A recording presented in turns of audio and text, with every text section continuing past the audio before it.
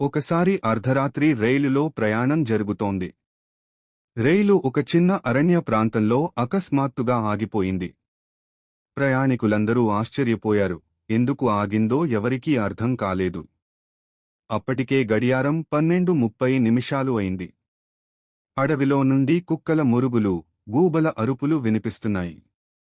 ఒక బోగీలో కూర్చున్న రవి అనే విద్యార్థి కిటికీ దగ్గర చూడగా రైలు ట్రాక్ పక్కన ఒక తెల్ల చీర కట్టిన ఆడవాని ఆకారం నిలబడి ఉంది.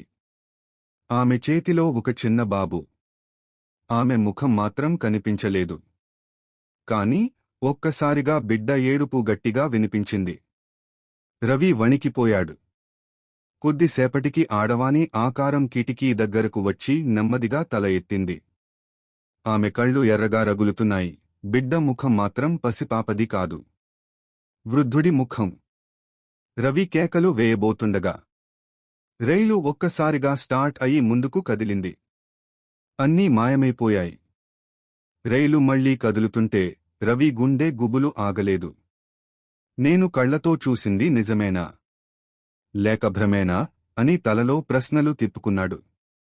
అయితే పక్క సీట్లో కూర్చున్న వృద్ధుడు నెమ్మదిగా అన్నాడు, బాబూ, ఆడవాణ్ణి నువ్వు కూడా చూశావా? రవి ఒక్కసారిగా ఆశ్చర్యపోయాడు. మీరు చూశారా అని అడిగాడు. వృద్ధుడు కాసేపు నిట్టూర్చి చెప్పాడు, ఆమె పేరు లక్ష్మి. ఈ రైలు మార్గంలోనే 10 సంవత్సరాల క్రితం ఆమె తన బిడ్డతో కలిసి ప్రయాణిస్తోంది. రైలు ప్రమాదం జరిగింది. ఎవరికీ బ్రతకలేకపోయారు. అప్పటినుండి ప్రతి రాత్రి 12 గంటల సమయంలో ఈ రైలు ఇక్కడ ఆగిపోతుంది. ఆమె ఆత్మ తన బిడ్డను తీసుకొని ట్రాక్ పక్కన కనిపిస్తుంది. రవి భయంతో వణికిపోయాడు. అంటే ఈ రైలు ఆగిపోవడం యాదృచ్ఛికం కాదు అని అడిగాడు. వృద్ధుడు మౌనంగా తల ఊపాడు. అవును బాబూ, ఆమెకు న్యాయం జరగాలి. ఆ ప్రమాదం రహస్యమే. ఎవరో కారణంగా అది జరిగింది. ఆమె ఆత్మ ఇప్పటికీ ప్రతిరోజూ తన న్యాయం కోసం ఎదురుచూస్తుంది. రవి గుండెలో గట్టి నిర్ణయం తీసుకున్నాడు. ఈ రహస్యం నేను బయటపెడతాను. లక్ష్మి ఆత్మకు శాంతి కలిగిస్తాను. కాని అతనికి తెలియదు, ఆ ప్రయత్నం అతనికే ఒక ప్రాణాపాయం అవుతుందని. రాత్రంతా రవి నిద్రపోలేదు. తరువాతి రోజు తన ఊరికి చేరుకున్నాక రైల్వే ప్రమాదం గురించి పాత పత్రికల్లో, రికార్డుల్లో వెతకడం మొదలుపెట్టాడు. కొన్ని రోజుల తిప్పలు పడిన తరువాత ఒక వాస్తవం బయటపడింది. ఆ రైలు ప్రమాదం సాధారణ యాక్సిడెంట్ కాదు. రైల్వేలో పనిచేసే ఒక అధికారి లంచం కోసం సిగ్నల్ మార్చాడట. అందుకే రైలు పట్టాలు తప్పి పాడైంది. ఆ సంఘటనలో లక్ష్మి తన చిన్న బిడ్డతో మరణించింది. రవి ఈ విషయాన్ని తెలుసుకుని మరింత కలత చెందాడు. ఆమె ఆత్మకోపం సరైనదే, కాని దానిని శాంతింపజేయాలి అని తలుచుకున్నాడు.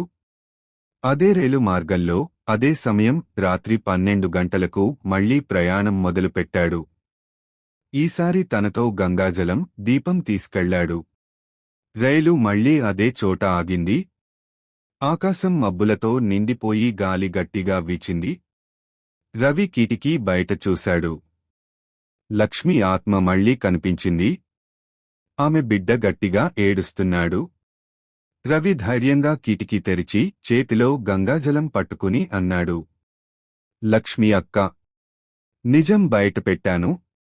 నీ మరణం అన్యాయమని అందరికీ చెబుతాను. ఇప్పుడు నీకు శాంతి లభించాలి. ఆ ఆత్మ కాసేపు నిశ్శబ్దంగా రవిని గమనించింది. ఆమె కళ్లలోని ఎర్ర వెలుగు క్రమంగా తగ్గిపోయింది. ఆ బిడ్డ ఏడుపు మెల్లగా ఆగిపోయింది. కాని ఆ క్షణంలోనే రవికి వెన్ను వెనుక ఎవరో గట్టిగా తాకినట్టనిపించింది. అతను వెనక్కి తిరిగి చూసేలోపే ఒక భయంకరమైన చీకటి నీడ అతని ముందు ప్రత్యక్షమైంది. అది మాత్రం లక్ష్మి కాదు, మరికొక ప్రతీకార ఆత్మ. ఆ ప్రమాదానికి అసలు కారణమైన అధికారిని చంపి ఇప్పుడు రవిపైనే కన్నేసింది. రవి ముందు ప్రత్యక్షమైన ఆ చీకటి నీడ చాలా భయంకరంగా ఉంది. ఆ ఆకారానికి ముఖం కనబడలేదు, కాని కళ్ళు ఎర్రగా మంటలతో రగులుతున్నాయి. ఆ శబ్దం గర్జనలా వినిపించింది. ఆ ప్రమాదానికి కారణమైనవాడు నన్ను మోసం చేశాడు. నేను చనిపోయాను, కాని ఇప్పుడు నువ్వే నా బలి అవ్వాలి. రవి భయంతో వణికిపోయాడు. నేను ఎలాంటి తప్పు చేయలేదు. నాకెందుకు అని కేక వేశాడు. ఆ నీడ గట్టిగా నవ్వింది. ఆ రహస్యాన్ని బయటపెట్టాలని నువ్వే ప్రయత్నిస్తున్నావు కదా. నిజం వెలుగులోకి వస్తే నేను శాంతి పొందలేను. అందుకే నిన్నే ఆపాలి అని చెప్పి ఆ చీకటి నీడ రవిని పట్టుకోడానికి ముందుకు దూసుకొచ్చింది. రవి గంగాజలం చల్లాడు. నీరు పడిన చోట ఆ నీడ ఒక్కసారిగా వెనక్కి తొంగి భయంకరమైన అరుపు చేసింది. అదే సమయంలో పక్కన మళ్లీ లక్ష్మి ఆత్మ ప్రత్యక్షమైంది. ఆమె రవిని రక్షించేలా నిలబడింది. ఆమె కోపంగా ఆ చీకటి నీడతో అంది, నీ వల్లనే నా బిడ్డతో పాటు నా ప్రాణం పోయింది. ఇప్పుడైనా నీ ప్రతీకారం ఆపు. ఈ బాలుడిని వదిలేయ్. ఆ నీడ ఉలిక్కిపడి గర్జించింది. నువ్వు నన్ను ఆపలేవు. రైలంతా ఒక్కసారిగా కంపించింది. లైట్లు ఆరిపోయి మొత్తం బోగీ చీకటిలో మునిగిపోయింది. రవికి శ్వాస ఆగిపోతుందనిపించింది. రైలు మొత్తం చీకటిలో మునిగిపోయింది. ప్రయాణికులందరూ మూర్ఛపోయినట్టుగా నిశ్శబ్దంగా కూర్చున్నారు. కేవలం రవి మాత్రమే స్పృహలో ఉన్నాడు. ఆ చీకటి నీడ గర్జిస్తూ అతని మీదకు దూసుకొచ్చింది. అయితే అచ్చం ఆ సమయంలో లక్ష్మీ ఆత్మ తన చేతిని ఎత్తి గట్టిగా అరిచింది. నీ ప్రతీకారం ఇక్కడితో ముగియాలి. నీ వల్లనే ఎన్నో ప్రాణాలు పోయాయి. నీ శాపం ఇక్కడే ఆగిపోతుంది. ఆ మాటలతో లక్ష్మి తన చేతిలో ఉన్న చిన్న బిడ్డను చీకటి నీడ వైపు చాచింది. ఆ బిడ్డ ముఖం ఒక్కసారిగా వెలుగులా మారింది. చీకటి నీడ గట్టిగా కేక వేసి వెనక్కి తొంగింది. రవి గంగాజలం మిగిలినది ఆ నీడపై చల్లాడు. ఆ నీడ చితకబాదినట్టుగా అరిచింది. ఒక క్షణం తరువాత అది కరిగిపోయి పొగలా మాయమైపోయింది. రైలు లైట్లు మళ్లీ వెలిగాయి. ప్రయాణికులు ఒక్కొక్కరుగా స్పృహలోకి వచ్చారు. ఏమి జరిగిందో ఎవరికీ తెలియదు. కాని రవికి మాత్రం స్పష్టమైంది. లక్ష్మి ఆత్మ ఇక శాంతి పొందింది. ఆమె మెల్లగా నవ్వి రవిని ఆశీర్వదిస్తూ తన బిడ్డతో కలిసి వెలుగులో కలిసిపోయింది. రైలు మళ్లీ ముందుకు కదిలింది. కాని ఆ రోజునుంచి ఒక వింత జరిగిందంటారు. ఆ ప్రాంతంలో రాత్రి 12 గంటలకు రైలు ఎప్పటికీ ఆగలేదు. లక్ష్మి ఆత్మకు శాంతి లభించింది. అయితే రవి మాత్రం జీవితాంతం ఆ సంఘటన మరిచిపోలేదు. ఆ రైలులో కూర్చుని ఉన్నప్పుడు వినిపించిన ఆ చీకటి నీడ గర్జన ఇప్పటికీ చెవుల్లో వినిపిస్తూనే ఉండేది. రవి అనుకున్నాడు, కథ ఇక్కడితో ముగిసింది, లక్ష్మి ఆత్మకు శాంతి లభించింది అని. కాని కొన్ని రోజులు గడిచాక అతనికి వింతలు మొదలయ్యాయి. రాత్రి నిద్రలో ఉండగానే రైలు హారన్ శబ్దం అతని చెవుల్లో మోగేది. తన గదిలో కిటికీ బయట చూసినప్పుడు మధ్యరాత్రి రైలు లాంటిదే కదులుతున్నట్టు కనిపించేది. ఒకరోజు రవి మళ్లీ ఆ రైల్వే ట్రాక్ దగ్గరికి వెళ్లాడు. అక్కడ వృద్ధుడిని, మొదట రైలులో కలిసిన వృద్ధుడు, మళ్లీ చూశాడు. రవి ఆశ్చర్యపడి అడిగాడు, మీరు ఇక్కడే ఉన్నారా? మీరు అప్పట్లో నాతో ప్రయాణించారుగా. వృద్ధుడు నెమ్మదిగా నవ్వాడు. బాబూ, ఆ రోజు నేను రైలులో కూర్చున్నానని నీకు అనిపించింది. కాని నిజానికి నేను ఈ మార్గంలో చనిపోయిన ఆత్మల్లో ఒకణ్ణి. నిజం నీకు చూపించమని, లక్ష్మిని రక్షించమని నన్ను పంపించారు. రవి వణికిపోయాడు. అంటే మీరు కూడా? వృద్ధుడు మౌనంగా తల ఊపాడు. ఇప్పటికీ రహస్యం పూర్తిగా ముగియలేదు బాబూ. లక్ష్మి శాంతి పొందింది కాని ఆ రైల్వే ప్రమాదంలో ఇంకా అనేక ఆత్మలు బంధింపబడి ఉన్నాయి. అవి స్వేచ్ఛ పొందకపోతే ఈ రహదారిలో ప్రశాంతి రాదు. రవి గుండెల్లో మళ్లీ భయం పుట్టింది. అయితే అతను వెనక్కి తగ్గలేదు. నేను ఏమైనా చేస్తాను, వాళ్లను విముక్తి చేస్తాను అని ప్రతిజ్ఞ చేశాడు. అప్పుడే రాత్రి 12 గంటలు అయ్యాయి. ట్రాక్ మీదుగా ఒక ఖాళీ రైలు వస్తున్నట్టుగా కనిపించింది. దాని లోపల వేలాది నీడలు కదులుతున్నాయి. ఆ నీడలలో నుండి వందల కళ్ళు రవిని గమనిస్తున్నాయి. మరియు ఒకే గళం గట్టిగా వినిపించింది. మా ప్రాణాలు తీసిన నిజమైన నేరస్థుడు ఎవరో వెతుకు. లేనిపక్షంలో నువ్వే మా బలి అవుతావ్. రైల్వే ట్రాక్ మీద ఆ ఖాళీ రైలు కనబడింది. లోపల వేలాది ఆత్మలు కేకలు వేస్తూ ఒక్కసారిగా రవిని చుట్టుముట్టాయి. వాటి కళ్లన్నీ ఎర్రటి మంటలలా మెరుస్తున్నాయి. రవి చేతిలో గంగాజలం ఎత్తి అరిచాడు. నేను మీకు శాంతి కలిగించడానికి వచ్చాను. మీరు నన్ను నమ్మాలి. అప్పుడే ఒక ఆత్మ ముందుకు వచ్చి వేదనతో అన్నది, నువ్వు నిజాన్ని తెలుసుకోవాలి బాబూ. ఆ ప్రమాదానికి కారణం ఒక్క అధికారి కాదు. దాని వెనుక పెద్ద మాయ ఉంది. అది ఒక బలి కోసం చేసిన పద్ధతి. రవి దిగ్భ్రాంతికి లోనయ్యాడు. బలి అంటే ఏమిటి అని అడిగాడు. ఆ ఆత్మ తన ముఖం చూపింది. అది రైల్వేలో పనిచేసిన ఒక డ్రైవర్ ఆత్మ. అతను చెప్పాడు, ఆ రోజు రైలును పట్టాలు తప్పించడానికి సిగ్నల్ మార్చారు. కాని ఉద్దేశం కేవలం ప్రమాదం కాదు. ఒక తంత్రికుడు 100 ప్రాణాల బలి తీసుకోవాలని ప్రయత్నించాడు. అందుకే ఆ ప్రమాదం జరిగేలా చేశారు. రవి గుండె గుబులు ఆగిపోయింది. అంటే ఇది యాదృచ్ఛికం కాదు. ఇది ఒక శాపగ్రస్త రహస్యం. అప్పుడే ఆ ఖాళీ రైలులో నుండి ఒక భయంకరమైన శబ్దం వినిపించింది.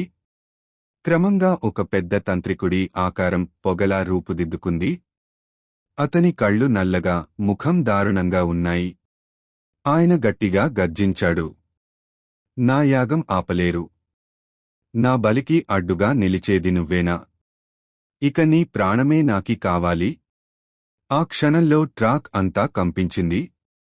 ఆ తంత్రికుడి నీడ రవిని పట్టుకోవడానికి ముందుకు దూసుకొచ్చింది. ఆ భయంకరమైన తంత్రికుడి ఆకారం రవిని పట్టుకోవడానికి దూసుకొచ్చింది. రవికి గుండె బలంగా కొట్టుకుంది. కాని తన ధైర్యాన్ని కూడగట్టి గట్టిగా అరిచాడు, నీ బలి యాగం ఇక్కడితో ముగుస్తుంది.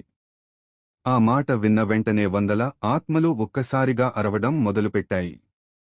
వాటి శబ్దం రైల్వే ట్రాక్ మొత్తం మారుమ్రోగింది.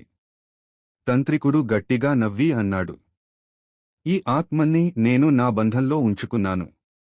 ఇవన్నీ నా శక్తి. నీ చేతిలో ఉన్న గంగాజలం, మంత్రాలు ఇవన్నీ నాపై పనికిరావు అని చెప్పి తన చేతులను ఎత్తాడు. ఆకాశం ఒక్కసారిగా నల్ల మబ్బులతో కప్పబడింది. మెరుపులు పడ్డాయి. అయితే ఆ సమయంలో ఆ ఆత్మలలోంచి లక్ష్మీ ఆత్మ మళ్లీ ప్రత్యక్షమైంది. ఆమె ముఖంలో ప్రశాంతమైన కానీ గట్టి నిశ్చయంతో కూడిన చూపు ఉంది. ఆమె రవిని గమనించి అంది, బిడ్డా, నీ ధైర్యం వల్లనే మేము శాంతి పొందే అవకాశం వచ్చింది. కాని ఈ తంత్రికుడిని అడ్డుకోవడానికి నువ్వు ఒక్కడివి సరిపోవు. మేమంతా నీకు తోడుగా ఉంటాము. అప్పుడే వందల ఆత్మలు రవి చుట్టూ ఒక వలయంలా ఏర్పడ్డాయి. అవి మంత్రాల్లా వినిపించే శబ్దాలు చేస్తూ తంత్రికుడిని ఎదుర్కొనే శక్తి సృష్టించాయి. తంత్రికుడు గర్జించాడు, ద్రోహం! మీరందరూ నా బంధంలో ఉన్నారు. నా ఆజ్ఞను తుంచి ఎలా నన్ను ఎదిరించగలరు? ఆ ఆత్మలు గట్టిగా ఒక్కసారిగా అరిచాయి. నీ అన్యాయం చాలించింది. ఇప్పుడైనా మాకు విముక్తి ఇవ్వు. తంత్రికుడు వెనక్కి తొంగాడు. అతని శరీరం చీలిపోతున్నట్టుగా పొగ కమ్మేసింది. కాని చివరి ప్రయత్నంగా రవిని చూపించి గర్జించాడు, నా బలి ఆగదు. నీ రక్తమే నా శక్తికి చివరి తాళం. నిన్ను వదిలిపెట్టను అని చెప్పి రవివైపు మంటలాగా దూసుకొచ్చాడు. తంత్రికుడు మంటలతో రవివైపు దూసుకొచ్చాడు. రవి వెనక్కి తొంగి గంగాజలం చల్లాడు. కాని ఆ మంటలు ఆగలేదు. అప్పుడే వందల ఆత్మలు ఒకటిగా మారి వెలుగుల వలయం రవిని చుట్టుకొంది. ఆ వెలుగు తంత్రికుడి మంటలను ఒక్కసారిగా తగ్గించింది. తంత్రికుడు గట్టిగా గర్జించాడు, నన్ను ఎవరూ ఓడించలేరు.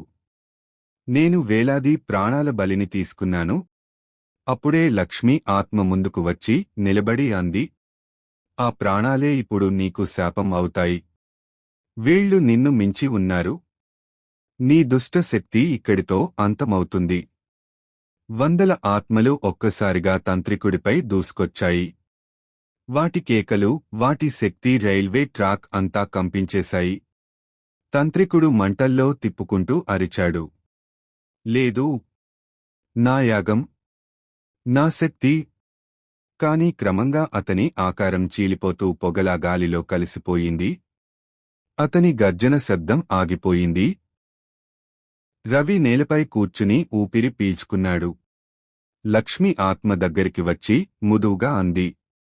ధైర్యవంతుడా, నీవల్ల మాకు విముక్తి లభించింది. ఇప్పుడు మేమంతా శాంతిలో కలిసిపోతాము అని చెప్పగానే అన్ని ఆత్మలు వెలుగులా మారి ఆకాశంలో మాయమయ్యాయి. ట్రాక్ నిశ్శబ్దంగా మారింది. రవి ఒక్కరే అక్కడ మిగిలిపోయాడు. రాత్రి ముగిసింది. ఉదయం కిరణాలు కమ్ముకున్నాయి. ఇంతటితో ఈ కథ ముగుస్తుంది. ఈ వీడియో మీకు నచ్చినట్లయితే మన ఛానెల్ను సబ్స్క్రైబ్ చేయండి.